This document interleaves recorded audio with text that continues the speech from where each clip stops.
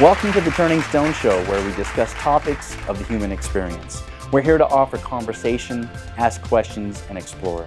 We invite you to join us on this journey in the discovery of purpose in life. I'm David Marsh, and here with me, as always, is Jesse Farrell and Justin Mamon. Our topic today is insight, trusting your intuitive voice.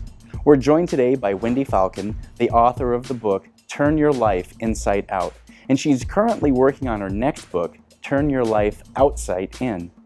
Recently, Wendy and I got together to have some fun, play some drums, and have her read excerpts from her book. Let's do some drumming. What do I do with it, like this? You can hit it.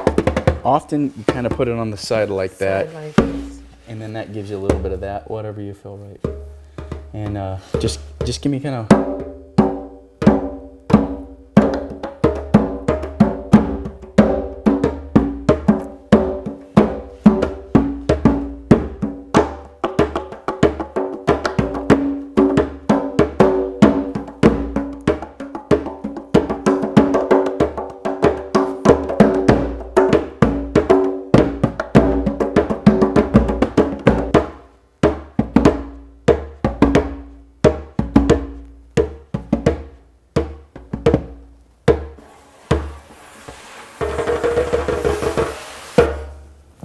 Boom. From Wall Street to bongos in Arizona. Playing djembes. This is one of my favorites. It's one of the first ones I wrote, Belief. Are you ready to believe that you can truly achieve what you want, what you need, and bring it to yourself with lightning speed? But will you take that very step? That will help you redirect your visions and your goals and soothe your achy soul.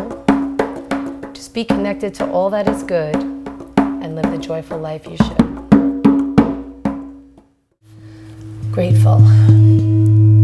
When you feel great and full of life, like the happiness of a new man and wife, the excitement of getting your first new car, taking a road trip, traveling far, eating foods that you enjoy, getting a job, being employed, smelling a flower, reading a book, watching a movie, loving to cook, being grateful for everything you already have, basically spending your time being glad. Realize the things you don't have are also a blessing. Allow your gratitude to be continually expressing. What you appreciate appreciates. This fact is true. Say thank you every day and bring a greater, fuller life to you.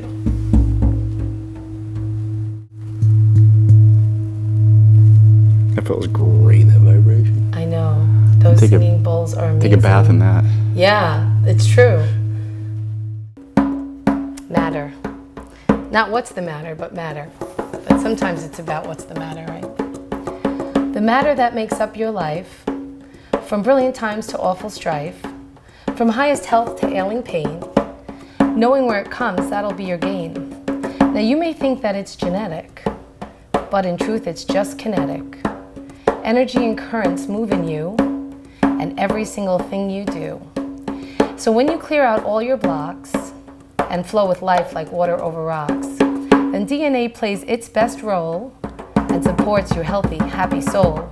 Your history is not to blame, nor those relatives that cause you shame. Your present state is what makes up the elixir in your golden cup.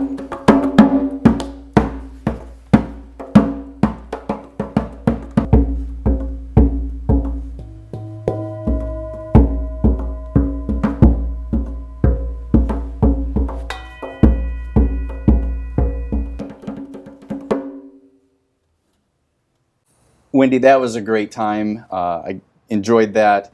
I enjoyed that you read excerpts from your book. And what I like about this, it says, open this book to any random page. Notice it's not so random at all. And you've told me about how you've heard stories where people just open it up and they start to read, and it's exactly where they are at that point in time. Tell us about your book. Tell us about insight and listening to your intuitive voice. There's so much to say. First of all, I enjoyed that fully. That was a lot of fun for me, and I did have visions of putting the articulations to music, so thank you for that. Bongos I didn't expect, but I love the unexpected, as I'm so used to it. It's interesting because I didn't know I was going to write a book. When I was growing up, I had difficulty in school, actually. Reading was challenging for me. If somebody has difficulty in school, they're immediately testing that kid and getting them help and all that kind of thing. Well, back in the day, I don't want to date myself, but back in the day, that wasn't so, or at least wasn't so for me in my situation. I'm sure that it was available on some level. So with that being said, I was challenged and I didn't get help, so reading just wasn't enjoyable for me. You know, we don't like what we're not good at least I don't. So I didn't become very good at that. I ultimately ended up not going to college either because of the struggle I had in school. One day, as a full-grown adult, I had gotten a healing session from somebody in Rome. And it was over the phone, energy session. I was already into yoga. I was already into doing acupuncture and all different kinds of different healing modalities just because I really enjoyed it. And I was always an explorer in that way once I got into it. And after I got off the phone with him, I felt different. And, you know, could have been the power of belief. It could have been the reality of the healing. Whatever it was, I had changed in that moment. And I remember watching something on TV. It was a hurricane that blew through a elementary school, and I'm a mother of two. Normally, that type of news is gut-wrenching for me. You know, I really feel, I have empathy for other people, and I feel other people's pain many times in my life, which is one of the things the healer described was a part of what he was helping me heal myself with. So watching the news, I had a completely different perspective. I was sympathetic versus empathetic for the first time in my life. I was almost protected energetically from having to empathize at a point where I felt someone else's pain that wasn't my own. Sure. Yeah. Wow. And in that moment, these rhyming words started coming into my mind, and I had the understanding of the concept that I had just made some sort of shift. So in the understanding of the concept, these words flowed in as if they were articulating, those are the name of what I call, I don't call it poetry or sonnets, I call them articulations, these new expression in writing that I use in the books. And I had the understanding of this shift, the understanding of why, the understanding of how it would look different for me, and the before and after whole picture in my mind. And by the way, I'm dyslexic, so picture thinking is what I did. Didn't know it then, but in hindsight, I'm aware of all this now for myself. And so these words came in to articulate the concepts that I was clearly understanding through each shift I had. And in this first shift. So I remember the computer sitting there. I just feel so grateful that I'm not gut-wrenched, even though I was extremely sympathetic, of course, for what I just saw happen on the news and the families that were affected. And I started writing. Well, there comes a time when you're ready to be free, and I see the light that's eluded me, and I watch myself on a movie reel, and the storyline is so unreal. I'm a prisoner who's about to be free from a death row sentence, pardoning me. When you think you're taking your very last breath and find rebirth within that death. And I just kept writing and kept writing and kept writing. And I remember at the end, that's the preface to the book, by the way, what I just started reading. And what I remember is the last two lines. My experiences have made me see that I can learn to be free. Well, by the time I finished writing all the writings, it was about 3 weeks later. It was only 3 weeks later. But I changed it because it had changed for me. And I wrote, my experiences have made me see I've embraced them all. I'm healed and free. Wow. So that shift for me was the first piece of understanding that I could be free from the emotional, anxiety-ridden turmoil that affected my life through excessive emotions or having emotions run my life instead of having emotions and me running my life. Yeah. And that was a huge shift for me. Over the course of that first day, I wrote for hours. I would get up in the middle of the night and write. I would pull my car over and write. I would leave an exercise class because they were so strong, the words that wanted to be expressed just in that way specifically. I would get to the end of some sentences and I would have to look up a word in the dictionary on the computer to find that it was so perfectly suited for, I'll call it, more than dual meaning. So that each two sentences have multiple meanings more I understand now than what I'm necessarily even comprehending them on a conscious level, and that when I'm ready or whoever's reading them is ready for wherever they're at conscientiously, greater meaning is exposed through the same two sentences. So that's why it's the type of book you open and you reread it and you use it, and you can resell it on Amazon, but why would you do that? You can reread it in a year from now and it's going to have a whole new meaning. Yeah. I'm that's very what much like Oprah. I keep one by my bedside, and I keep one at the kitchen table that I read every morning when I wake up. I love you, Jesse. That's awesome. Me too. That's good. When I need And one in advice, the bathroom. I love that. Because you can never have too much bathroom reading. I had a great Nice. friend who's a fireman, and he was on his way to somebody that he was close with his firehouse that passed away, and saving, attempting to save another's life. And he called me to say he was in the bathroom. It was just hard for him to go to this, funeral and just, the acceptance. And he saw the book and he opened it up. He said, I just have to text you and say I got exactly what I need. And I was able to go. Like, this is a fireman who doesn't necessarily do self-help. He doesn't necessarily look for the deeper meaning in life. So it's just applicable to all on every level, which everything really is, but that's the instruction I give so that's clearer. So in that first week, I wrote so much, and at the end of the first week, I was very intimidated by this process. It's not something I was used to. Calling my mother every day, Ma, listen to this. Who wrote this? Who wrote that? Who wrote this? What's happening? She's like, it's great. Yes, it was great, but I was definitely intimidated. I might have been on Wall Street. I may not be intimidated by money or men or women, who have success or whatever it is. But this intimidated me. So at the end of the week, I called my healer in Rome and I said, what did you do to me? What did you do to me? I'm writing. I don't know what's happening. I was crying when he goes, no, you're fine. He said, you had a healing block. It got removed in the session. And I simply uncovered the real you. And I said, the real me? Who is this girl? What if I don't like her? Now I'm stuck with her for the rest of my life. Oh my.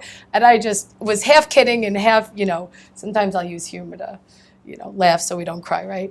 And so at the end of 3 weeks, my mother said to me, hey, look, I'm reading everything you're writing. It's some of the best advice I've ever heard. I don't think you can stick it in your drawer, and keep it for yourself. I think you need to publish it and share it with the world. And I said, oh my God, I wrote a book.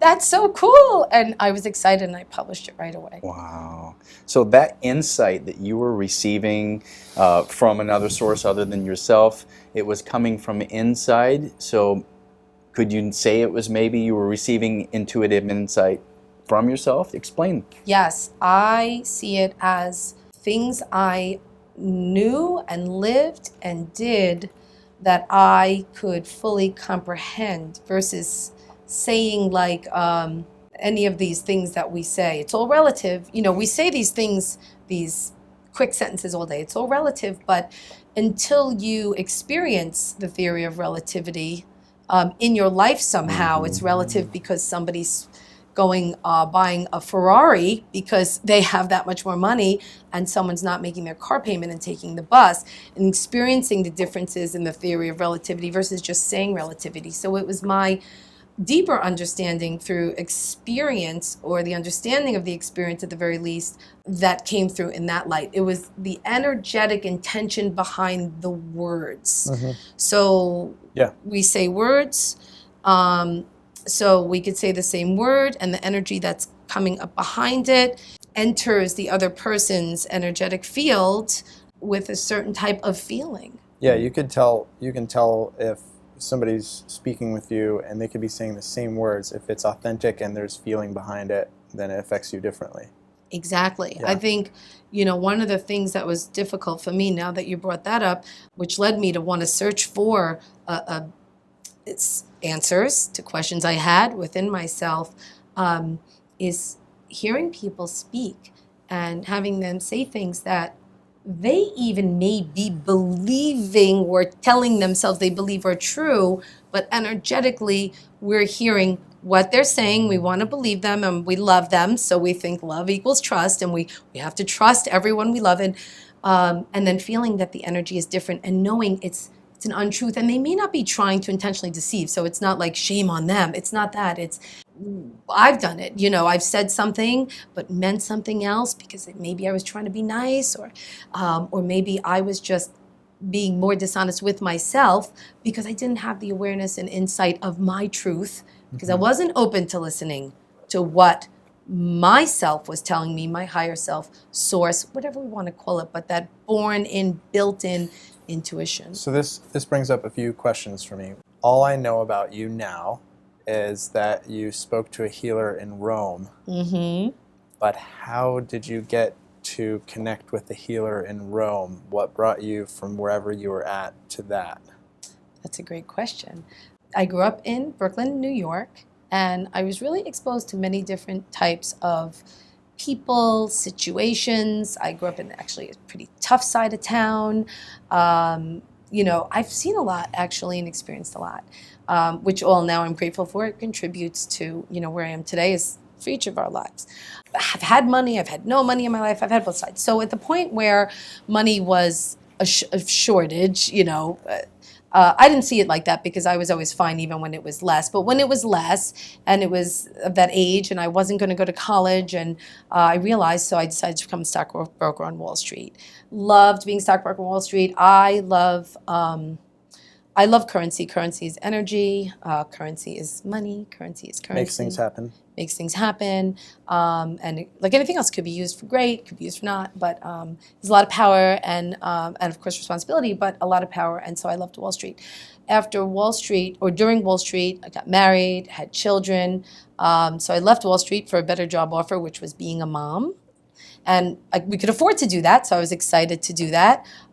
Didn't look back on that. I was like, that was my next shift. And being a mom, I got into real estate. I was always in investments. Yeah. This is switching from Wall Street investments, then I segued into real estate investments. And at this segment in my life, I'm in personal investments. I invest in myself.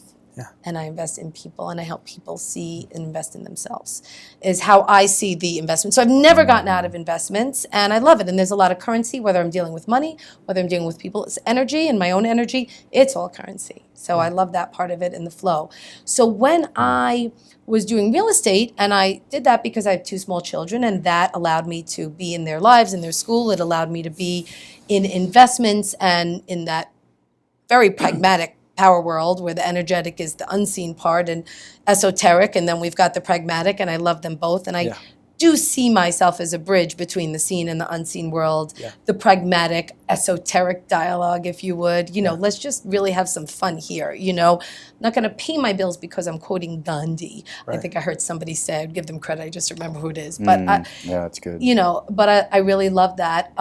So when I got into yoga, I love yoga, and I started opening up in there. I basically go to spas, I get massages. I love facials, I love acupuncture, I'll do Reiki. Like if there's some energetic, healing, fun thing going on, I'm in.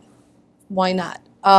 So this was at a point where somebody that I was close to said that there's this healer. My intuition said, oh, call this guy. And I asked her for the number. I called him. I said, I'm just calling you because my intuition said call you. And I was reading a magazine as he's on the phone. I'm like, yep. I was so casual about it. Like everything great in life. I wasn't looking for it. So as far as your intuition, as far as how you receive information that way, like, do you know right away?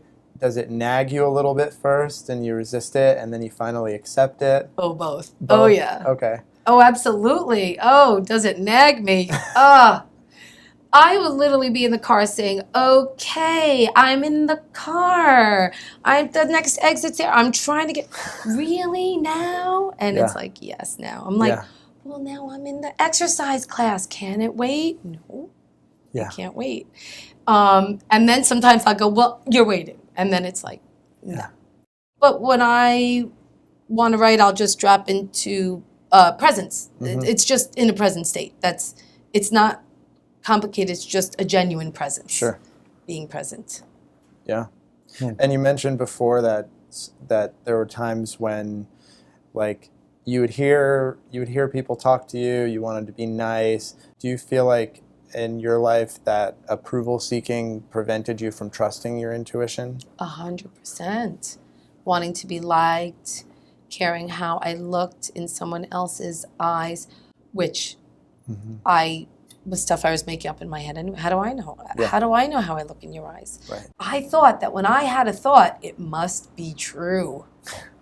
Well, it's my thought? Well, of course it's true. Your thought? No, that's not true. Look at what you just said. That's ridiculous. My thought? Of course it's true. I didn't see the difference. So funny. Yeah. I didn't see I thought there was a difference between your thought and my thought. In that kind of sense. Yeah. and again, this is not what I was aware of in the moment Right. at the time it was happening. The best feeling that I get is knowing that I couldn't have done any differently. So it wasn't wrong. There were no mistakes. There were mistakes of situations. I've had many mistakes. I write about this in the second book, Put on Your No Mistake Salve, and the difference between mistakes and mistakes. Yep. And so, that's a very liberating insight. Very. No Extremely. mistakes, bunch of mistakes, That's and am I taking it wrong? Am I taking what you just said wrong? Yep. And am I taking what I just said wrong? Even worse, I'm taking my own things wrong. We're Yeah. hardest on ourselves, and when Yeah. you can actually switch the context for something is like there are no mistakes, and then remove the judgment of being so hard on yourself, then you can just look at it as a mistake Yeah. and start again and keep Yeah. going and keep going. Because Because if that's there, all we are doing. That's all we're doing. Yeah. A if there are series no, of many mistakes. And when we're kids, I feel like it's like, oh yeah, well, you're brand new to this world. You're just learning everything. If you start to walk and you fall, fine, just get back up and keep trying again.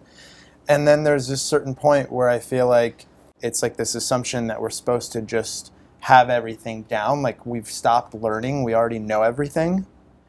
And that's when we start believing that we're making like mistakes instead of mistakes.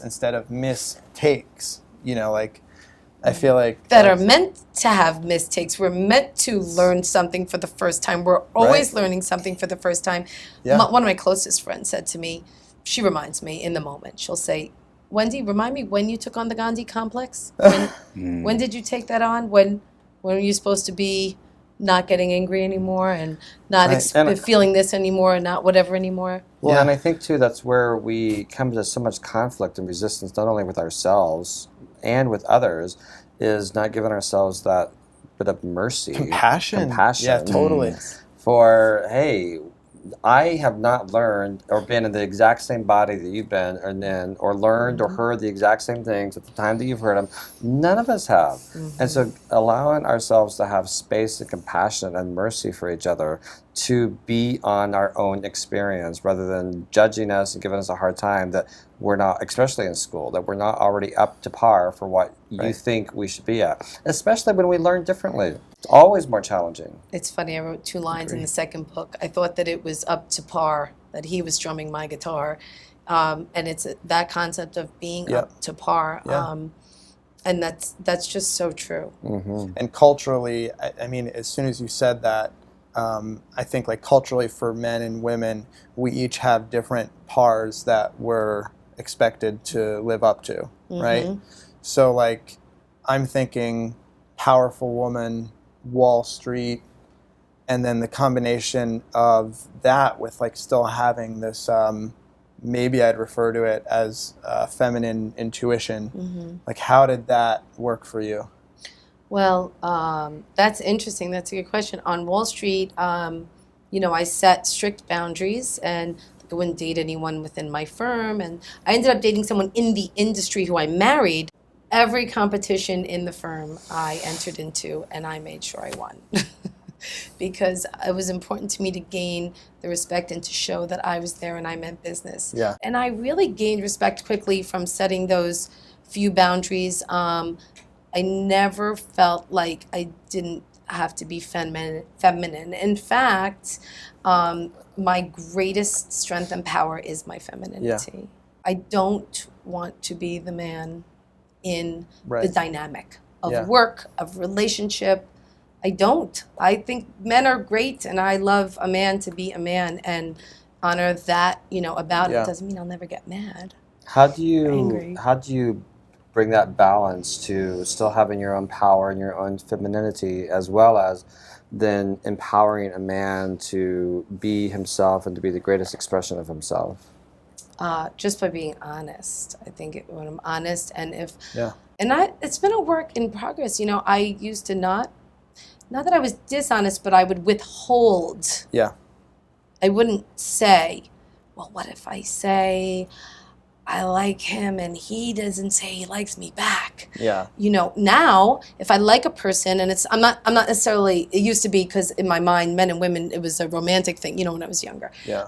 If it's a man and woman, it's automatically the concept of you have to put a guard up, because then there'll be some potential of romance, so you can't. So that was interesting for me. But as I got older, you know, in relationship or not, or whatever the dynamic of the relationship, if I like him, like, I like that about you, you know, and I surround myself with people who make it easy for me to bring out the best in myself. So I, too, make it important to be that for them. Like, I would like to bring out the best For sure. in you. Well, and it's nice to be able to have the freedom to compliment someone without putting meaning to it, that it means something like, oh, I'm romantically interested in you. Yeah. Versus just like, you know what, I love your suit today. I love how you look, and I just want to, you know, give a little bit of nudge to your collar there to make it look amazing. Make it pop. Make it pop. I got it You going know, on. You look amazing. You look sharp. I mean, Yes. Wendy's gorgeous dress, Aw, or thank her you, dress to Jesse. the nines. You know, like, why not be able to compliment Justin with his, you know, sparkling smile?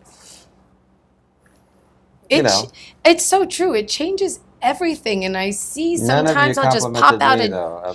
Well, first of all, Jess, It goes with that. It's self-evident. you Thank are beautiful inside and out, and Thank handsome you. inside and out, and genuine and loving and doing beautiful things in this world, and I appreciate you.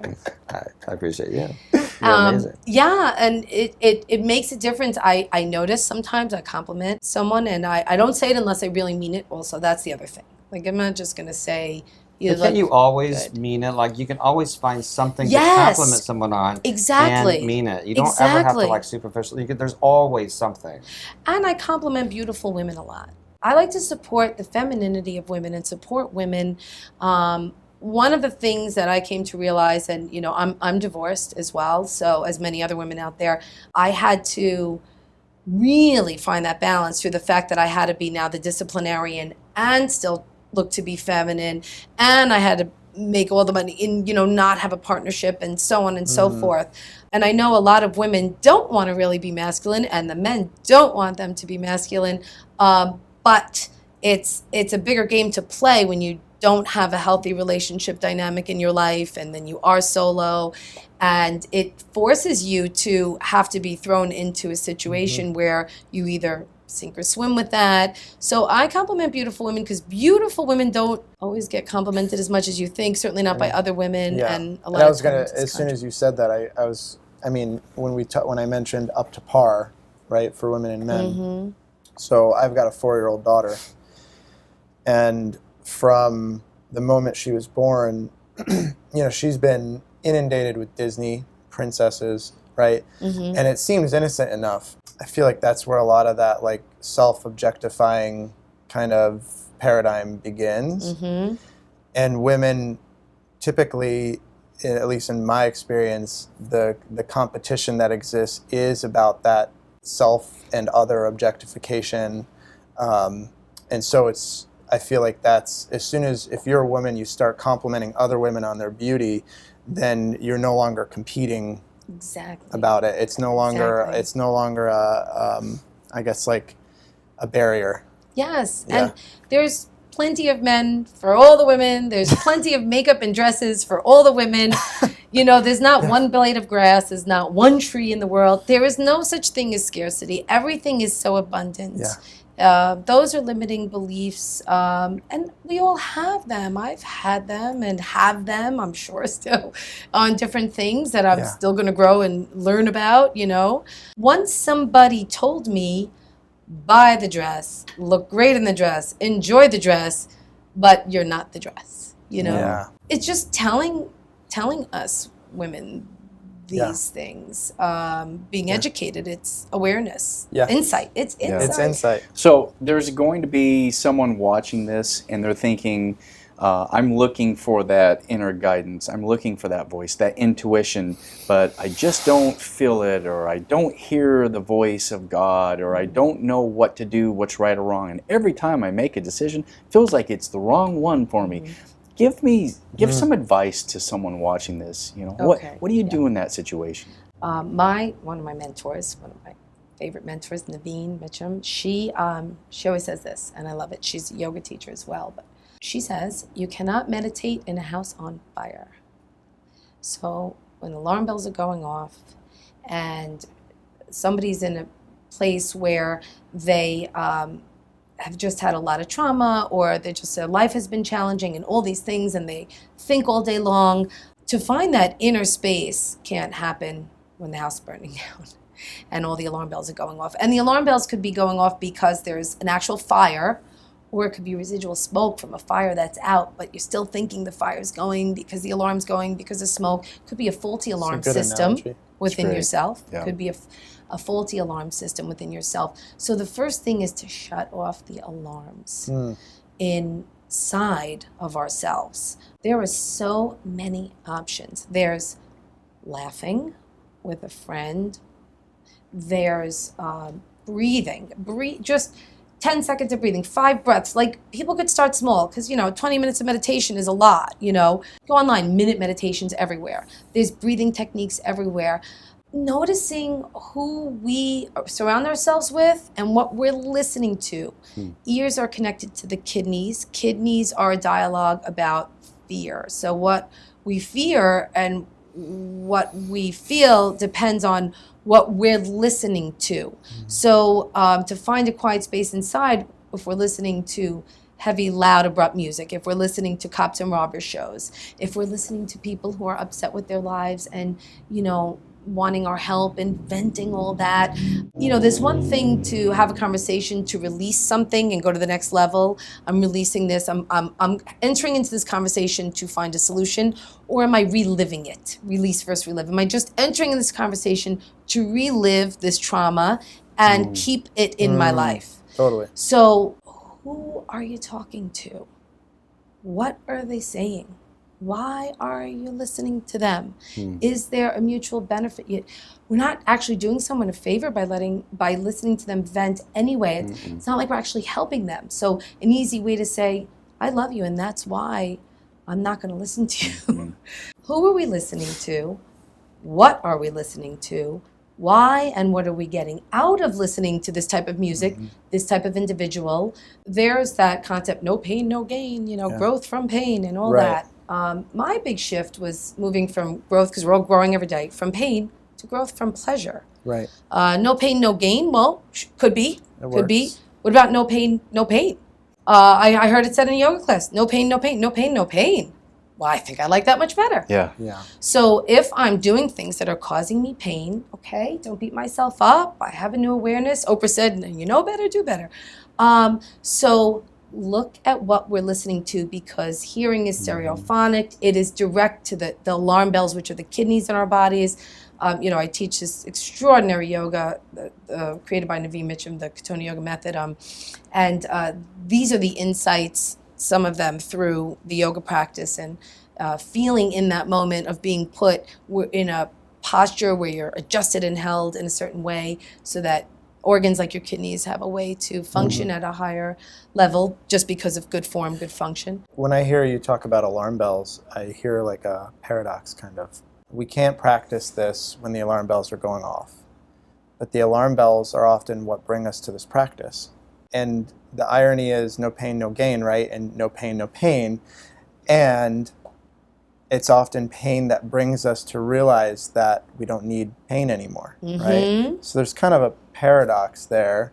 Are you resonating with that? 100%. Okay. It's 100% true. And so that's why growth from pain it's not wrong, it's not bad, it's not a mistake. It could be a mistake that we didn't know that we could grow from pleasure. Grow from pleasure, what? There's a different way, yeah. There's a different way. Yeah. Well, it's never what we think. Again, this is what Naveen says, never what we think. If it was what we thought, we'd be there already. So it's never what we think. To be able to know that there's an option, that's the biggest piece of the insights of the show, of the question. So there's an option for a different answer, a different solution, other than what we already know. So knowing that there's a potential to grow from pleasure, well, I may not know how to do it. Knowing that I'm simply not finding that place because there's alarm bells going off, that's enough insight for a lot of self-healing, in my opinion, without too much effort. Yeah. just the awareness of it. So Oh, yeah. great. That's good. So good. Wendy, we appreciate you being here. I encourage everyone to get your own copy of Turn Your Life Inside Out, and the new book that's coming up, Turn Your Life Outside In. So, Wendy, we Very appreciate you exciting. being here. Thank you so much. Now is the time of the show where we like to have a turning stone, something for you to have to focus on for the week. And with that, we have Jesse. So the question to practice this week is, what does your soul desire to experience in this moment, and in this moment of time that would have it be fulfilled? So today's show was really, really great exactly at that. It is, so some of the questions to really look at this week is, who are you hanging out with? What are you listening to? What shows are you watching? And then the other thing that I really got from Wendy this week is, what could you begin to look at for yourself to turn things inside out in your life? So how could you actually do something completely different this week than you would normally do? How can you think something or turn something off or be around somebody that you would normally not do? How can you stop a habitual pattern that you currently have and try something new or experience something new by listening and taking a deeper self-reflection and turn your life inside out? And one of my biggest takeaways from today is something I've talked about many, many times, and Wendy was brilliant with bringing it up today, is trusting your intuition, listening to that small voice and doing whatever it takes to begin to trust your intuition and to trust that inner voice. It is so, so powerful. And thank you again, Wendy, for that, reminding us to trust our intuition. And remember, this is a show about questions and questioning. It is not a show about answers. Nothing we say here is the truth. It is up to each of us to discover our own truth. Join us each week on The Turning Stone Show as we continue the journey of conversations. Subscribe and get in touch with us. Stay connected and join in the conversation.